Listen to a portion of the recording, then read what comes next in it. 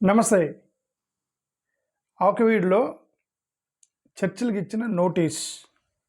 ఇవి చర్చిలకి ఇచ్చిన నోటీసులు అన్నమాట. సో సర్ప్రైజింగ్ ఏంటంటే సెయింట్ పాల్ లూథరన్ చర్చ్కి నోటీస్ ఇచ్చారు. లూథరన్ చర్చ్ అనేది యాక్చువల్గా one of the the established చర్చిలు. అవి ఎస్టాబ్లిష్డ్ చర్చిలు, లూథరన్ చర్చిలు, ఏఈఎల్సి అనేవి. ఓ పెద్ద నెట్వర్క్ ఉంది. అది మెయిన్ లైన్ చర్చెస్. ఆ మెయిన్ లైన్ చర్చెస్ కూడా నోటీసులు ఇచ్చారనమాట వీళ్ళు. ఇది రఘురామకృష్ణరాజు గారి యొక్క ఆధ్వర్యంలో మండల రెవెన్యూ విలేజ్ సర్పంచ్, గ్రామ పంచాయతీ ఉండి గ్రామ పంచాయతీ నుంచి నోటీసులు ఇప్పిస్తున్నారు. ఓకే, చదువుదాం. యాక్చువల్ నోటీసులు ఏముందో చదువుతాం. ఏది ఏఎల్సికి ఇచ్చినటువంటి నోటీస్ అనమాట ఇది. ఈ నోటీసులు ఏముందో చదువుతున్నా. ఇది మీరు వెనక చూడవచ్చు. Okay, notice. ఉండి మండలం ఉండి గ్రామ పంచాయతీ పరిధిలో పెదపేట ఏరియా నందు మీచే నిర్వహించుచున్న సెయింట్ పాల్స్ లూథరన్ చర్చ్ ప్రార్థన మందిరమును సంబంధించి దస్తావేజులు, దానికి సంబంధించిన పేపర్లు, ఈ కార్యాలయం వారి అనుమతులు మరియు శ్రీయుత జిల్లా కలెక్టర్ వారి యొద్ద నుండి పొంది ఉన్న అనుమతులు ఈ నోటీస్ అందిన వెంటనే ఈ కార్యాలయానికి సమర్పించగలరు. అంటే మీ దగ్గర ఉన్న డాక్యుమెంట్లు మాత్రం కార్యాలయానికి సమర్పించండి. మీపై చట్టపరమైన సివిల్ మరియు క్రిమినల్ చర్యలు బాధ్యులగుదురు. ఏమన్నారు? అనుమతులు వెంటనే అట్లు కాక ఏ విధమైన అనుమతులు లేకుండా మీ ప్రార్థన మందిరం నిర్వహించిన యెడల సివిల్ క్రిమినల్ చర్యలకు బాధ్యులగురు. కావున మీ వద్ద గల అనుమతి పత్రాలను గ్రామ పంచాయతీకి సమర్పించండి. ఇట్లు గ్రామ పంచాయతీ సెక్రటరీ ఉండి. ఓకే, ఇక్కడ 2-3 ఇష్యూస్. ఫస్ట్ ఆఫ్ ఆల్ ఆయన ఒక ఎమ్మెల్యే, రఘురామకృష్ణరాజు. ఎమ్మెల్యే అంటే చాలా మండలాలు వస్తాయి. ఒక ఎమ్మెల్యే నియోజకవర్గం కింద 5-6 మండలాలు ఉంటాయి. ఈ 5-6 మండలాల్లో వదిలేసి ఉండి మాత్రమే టార్గెట్ చేస్తున్నాడు. అంటే అర్థం ఏంటి? ఇది న్యాయం ధర్మం కాదు, టార్గెటెడ్గా చేస్తున్నాడు అని అర్థం. ఆయన ఎమ్మెల్యే నా నియోజకవర్గంలో అవినీతిని అంతం చేస్తాను అని అన్నప్పుడు అన్ని మండలాలకు ఇవ్వాలి కదా. ఓన్లీ ఉండి మండలకి ఎందుకు ఇచ్చాడు? ఎందుకంటే అక్కడ వాళ్ళు గొడవ చేశారు కాబట్టి. అంటే వాళ్ళకి వ్యతిరేకంగా నోరు ఎత్తితే తొక్కుతారు, అధపాతాళానికి తొక్కుతారు దళితుల్ని. అధపాతాళానికి తొక్కుతారు ఎవరికైనా నోరు ఎత్తితే. అక్కడ కారంచేడులో ఊచకోత ఎందుకు జరిగింది? వాళ్ళకి ఎదురు తిరిగారని. చుండూరులో ఊచకోత ఎందుకు జరిగింది? వాళ్ళకి ఎదురు తిరిగారని. లక్ష్మీపేటలో ఊచకోత ఎందుకు జరిగింది? ఎదురు తిరిగారని. గ్రామీణ ప్రాంతాల్లో దళితులు ఎదురు కొడుతున్నారు, ఎదురు తిరిగారని. ఇప్పుడు రఘురామరాజు అక్కడ మానవులు ఎదురు తిరిగారని ఉండి అనే ప్రాంతంలో నోటీస్ పంపిస్తున్నాడు. అంతకన్నా ఇంక మీకేం కావాలా? నా థీరీ క్యాస్ట్ థీరీ కదా. సో నేను I always believe that this is a caste oppression, not the religious oppression. సరే, ఇది ఒకటే. ఇది ఇంకొకటి, రెండోది చూద్దాం. ఇది ఒకటే. ఇదేంది? కృష్ణా జిల్లా గ్రామ పంచాయతీ, కృష్ణా జిల్లా గుడివాడ రూరల్ మండలం. ఇది ఎందుకు వచ్చింది మధ్యలో? ఇది ఎప్పుడుది? ఇది కృష్ణా జిల్లా ఇది ఎందుకు వచ్చింది? చూద్దాం ఉండండి. 21/7/2025. 25 వదిలేండి, దీని సంగతి తర్వాత చూద్దాం. 25. ఓకే, అది రఘురామకృష్ణరాజు గారు ఇచ్చింది. నాకు ఇంకొకటి, రఘురామకృష్ణరాజు గారు ఈ నోటీస్ ఇచ్చారు కాబట్టి సార్ నేను అదే చెప్పాను. ఆయన జెన్యూన్ అయితే అన్ని మండలాలకు ఇచ్చిండేవాడు. నా నియోజకవర్గంలో నేను అవినీతిని అంతం చేస్తానని అన్ని మండలాలకు ఇచ్చిండేవాడు. ఉండి మాత్రమే టార్గెట్ చేస్తున్నాడంటే అక్కడ గొడవ అయింది. ఓకే, ఆ ఒకటి పెద్దపేట టార్గెట్ చేస్తున్నాడు అనేది మీకైతే ఒకటి అర్థమైంది. రెండోది, అంటే నేను ఎందుకు చెప్తున్నానంటే ఎక్కడైతే అవినీతి అక్రమం దుర్మార్గం కంటే అణిచివేత చాలా ప్రమాదకరము. కాబట్టి మానవ హక్కుల సంఘాలు, మానవ హక్కుల ఉల్లంఘన చేసేవాళ్ళు, ఇక దళిత సంఘాలు, వీళ్ళందరూ ఆలోచించాలి ఏం జరుగుతుంది ఉండిలో అనేది. ఆయనకి నిజంగా అన్యాయాన్ని వ్యతిరేకించడమే, ఇల్లీగల్ చర్చెస్ని పెట్టడమే అయితే ఆయన నియోజకవర్గం మొత్తం ఇచ్చేవాడు. కేవలం పెద్దపేటను వదిలేసి, పెద్దపేటలో ప్రజలు ఎదురు తిరిగారు కాబట్టి తొక్కుతున్నారు.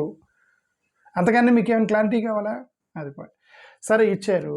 రోడ్ సైడ్న టెంపుల్స్ మున్సిపల్ పర్మిషన్ లేకుండా ఎన్ని టెంపుల్స్ ఉన్నాయి రోడ్ సైడ్న? అటన్నిటికి నోటీస్ ఇస్తారా? ఎవరు? గవర్నమెంట్ ల్యాండ్ని ఎంక్రోచ్ చేసుకుని చాలామంది ఇల్లులు పాకాలు చిన్న చిన్న ఫామ్ హౌస్లు కట్టుకున్నారు ఎంక్రోచ్మెంట్ చేసుకుని. అటన్నిటికి నోటీసులు ఇస్తారా? ఎవరు? ఫుట్పాత్ మీద డ్రైన్స్ మీద చిన్న చిన్న డబ్బాలు పెట్టుకొని వ్యాపారం చేసుకుంటూ ఉంటారు, అది కూడా గవర్నమెంట్ ల్యాండ్దే, వాళ్ళకి నోటీస్ ఇస్తారా? ఎవరు? ఫారెస్ట్ ల్యాండ్ క్లియరెన్స్ లేకుండా ఫారెస్టుల్లో వీళ్ళు చెట్లు ఎన్ని కొడుతూ ఉంటారు, వాళ్ళకి నోటీసులు ఇస్తారా? ఎవరు? చిన్న చిన్న పొలిటికల్ పర్పస్ల కోసం, రాజకీయాల కోసం ఎవరో ఎమ్మెల్యేనో ఎవరో అక్కడక్కడ పోస్టర్లు కటౌట్లు పెడుతూ ఉంటారు పర్మిషన్ లేకుండా, వాటికి నోటీస్ తొలగించేస్తారా? కట్టరు. ఇల్లీగల్ హోటల్స్ తొలగిస్తారా? చాలామంది హోటల్స్ లైసెన్స్ లేకుండా రెన్యూ కాకుండా రన్ చేస్తూ ఉంటారు, వాటికి నోటీస్ ఇస్తారా? ఫైర్ ఎక్స్టింగ్విషర్ ఇవి లేకుండా బిల్డింగుల్లో చాలా చోట్ల ఫైర్ ఎక్స్టింగ్విషర్ లేవు, వాటికి నోటీస్ ఇస్తారా? చాలామంది FSSA సర్టిఫికేట్ లేకుండా రెస్టారెంట్లు నడుపుతున్నారు, వాటికి నోటీస్ ఇస్తారా? లాడ్జులకి ప్రాపర్ ఆక్యుపెన్సీ అప్రూవల్ లేకుండా లాడ్జులు నడుపుతున్నారు, వాటికి నోటీస్ ఇస్తారా? ఎన్విరాన్మెంటల్ ప్రొటెక్షన్ లేకుండా అక్కడ చాలా రిసార్ట్స్ నడుపుతున్నారు, వాటిని మీ నోటీస్ ఇస్తారా? ఎవరు? ఇవన్నీ కాదండి. అరే మాలోళ్ళు ఏంటి, ఎదురు తిరగటం ఏంటి? కాబట్టి ఆ చర్చలు మాత్రం గోల్చంటారా? ఎవరండి ఇది మతం అని చెప్పింది? కులాధిపత్యం అండి అది. నేను దానికి చాలా కట్టుబడి ఉన్నాను, ఎందుకంటే అంబేద్కర్ ఆలోచించిందే నేను ఆలోచిస్తాను. అంబేద్కర్ యొక్క కొటేషన్ చూపిస్తా అప్పుడు మీకు, అంబేద్కర్ ఏమన్నాడు అనేది. ఓకే, రెసిడెన్షియల్ ల్యాండ్ తీసుకొని దాన్ని షాపులుగా కన్వర్ట్ చేశారు చాలామంది పర్మిషన్ లేకుండా, వాటికి నోటీసులు ఇచ్చారా? ఫుట్పాత్ని ఎంక్రోచ్మెంట్ చేశారు, నోటీసులు ఇచ్చారా? టినీ షెడ్స్ కట్టారు పర్మిషన్ లేకుండా, వాటికి నోటీసులు ఉంటాయా? పొల్యూషన్ సర్టిఫికేట్ లేకుండా మెకానిక్ షాపులు రన్ చేస్తున్నారు, నోటీసులు ఇచ్చారా? Medical shops, hotels, hostels, coaching సెంటర్లు లైసెన్స్ లేకుండా ట్యూషన్ సెంటర్లు పెడుతున్నారు, నోటీసులు ఇచ్చారా? ఓకే, ఇల్లీగల్ ఫంక్షన్ హాళ్ళు, కన్వెన్షన్ సెంటర్ నడుపుతున్నారు, ఫైర్ సేఫ్టీ ఉండదు, వాటర్ ఫెసిలిటీ ఉండదు, బిల్డింగ్ కంప్లీషన్ సర్టిఫికేట్ ఉండదు, కమర్షియల్ యాక్టివిటీస్కి సర్టిఫికేట్ ఉండదు, రెసిడెన్షియల్ బిల్డింగ్ తీసుకొని అక్కడ హోటల్స్, రిసార్ట్స్ నడుపుతుంటారు, అటన్నిటికి నోటీసులు ఇచ్చారా? రఘురామకృష్ణరాజు గారు, అనాథరైజ్ స్కూల్స్, కోచింగ్ సెంటర్లు ఉంటాయి, వితౌట్ ప్రాపర్ గవర్నమెంట్ రికగ్నిషన్ లేకుండా స్కూల్ నడుపుతూ ఉంటారు, అన్సేఫ్ బిల్డింగ్స్ రన్ అవుతూ ఉంటాయి, ఫైర్ ఎక్స్టెన్షన్స్ ఎగ్జిట్స్ లేకుండా స్కూల్స్ రన్ అవుతూ ఉంటాయి, రెంటెడ్ హౌస్లో ప్రాపర్ డాక్యుమెంటేషన్ జోనింగ్ లేకుండా స్కూల్స్ రన్ అవుతూ ఉంటాయి, మీరు నోటీసులు ఇస్తారా? ఎవరు? పొలిటికల్ పార్టీ ఆఫీసులు పర్మిషన్ లేకుండా చాలా ఉంటాయి, పార్టీ ఆఫీసులే ఉంటాయి, డైరెక్ట్గా గవర్నమెంట్ అప్రూవల్ ఉండే వాటికి టెంపరీ స్ట్రక్చర్స్ కన్వర్ట్ చేస్తూ ఉంటారు పర్మనెంట్ బిల్డింగ్స్గా, మున్సిపల్ అథారిటీస్ పర్మిషన్ లేకుండా ఉంటారు, వీటన్నిటికీ పర్మిషన్ నోటీస్ ఇస్తారా? ఎవరు? ఇల్లీగల్ రియల్ ఎస్టేట్ కన్స్ట్రక్షన్ జరుగుతూ ఉంటాయి, కరెక్ట్గా ప్రాపర్టీస్ లేకుండా అపార్ట్మెంట్లు రన్ చేస్తుంటారు, DTC పర్మిషన్ లేకుండా లేవ్ చేస్తూ ఉంటారు, లేక్లు, పాండ్లు, వాటర్ పైప్ లైన్స్ ఇవన్నీ కూడా ఎంకరేజ్ చేస్తూ ఉంటారు, రైట్, హైట్ వైలేషన్ చేస్తూ ఉంటారు, బిల్డింగ్లు కడుతుంటారు, వాటికి ఉండదు. అనాథరైజ్ రిలీజియస్ స్ట్రక్చర్స్ అన్నీ కట్టాలి కదా, మాస్కులు, ప్రేయర్ హాల్స్, ఆశ్రమాలు, మఠాలు, గుడులు, అగ్రికల్చరల్ ల్యాండ్లు, ఇవన్నీ కూడా అగ్రికల్చరల్ ల్యాండ్లో కడతా ఉంటారు. మరి వాటన్నిటికీ ఇవ్వకుండా ఓన్లీ ఉండిలో ఉన్న పెదపేటలో ఉన్న చర్చుల మీద నోటీస్ ఇచ్చారు ధర్మకర్త రఘురామకృష్ణరాజు గారు. అది కక్షపూరితంగా ఇచ్చిందని మీకు అర్థమైంది కదా. Illegal bars, wine shops, belt shops, అసలు బెల్ట్ షాప్స్ మీరు ఇవ్వాల్సిన నోటీసులు బెల్ట్ షాపులు కదా, చర్చిలు కాదు కదా. చర్చిలు తాగే వాళ్ళని మారుస్తారు, ఆ బెల్ట్ షాపులను తాగిసేస్తున్నారు అందరూ, వాటికి కదా మీరు నోటీసులు ఇవ్వాలి. రెన్యూవల్ లేకుండా, మున్సిపల్ జోనింగ్ లేకుండా ఇస్తూ ఉంటారు కదా, కానీ ఇచ్చారు ఇవన్నీ. ఫస్ట్ ఆఫ్ ఆల్ వీళ్ళు లూథరన్ చర్చ్కి ఇచ్చారు, చాలా చర్చెస్ని, లూథరన్ చర్చెస్ని చాలా వాటిని లీజుకి ఇచ్చారు. ఎవరికి? హిందువులు లీజులకి ఇచ్చారు. మరి ఆ క్రిస్టియన్స్ అంటే అంత కోపం ఉన్న వాళ్ళు వాళ్ళ AELC వాళ్ళ ఎకరాలని లీజులకి ఎందుకు తీసుకున్నారండి?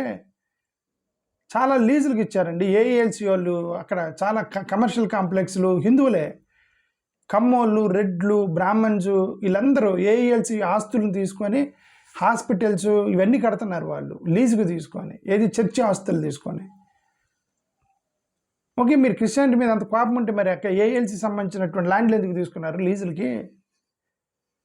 సరే, ఇంక ఇచ్చేవాళ్ళు ఇస్తున్నప్పుడు ఇంక వాళ్ళేమో మా గుడికి సంబంధించింది క్రిస్టియన్ ఈడ మత మార్పిడి చేస్తాడు, వాడికి ఇచ్చే ప్రసక్తే లేదని వాళ్ళు కంకణం కట్టుకుంటే AELC సంబంధించిన ఆస్తులు మొత్తం తీసుకెళ్ళి వాళ్ళు కమర్షియల్కి ఇల్లు ఇస్తున్నారు AELC వాళ్ళు.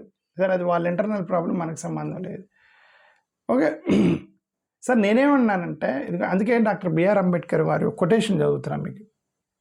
డాక్టర్ బిఆర్ అంబేద్కర్ కొటేషన్ చాలా ఇంపార్టెంట్ కొటేషన్ చదువుతున్నా.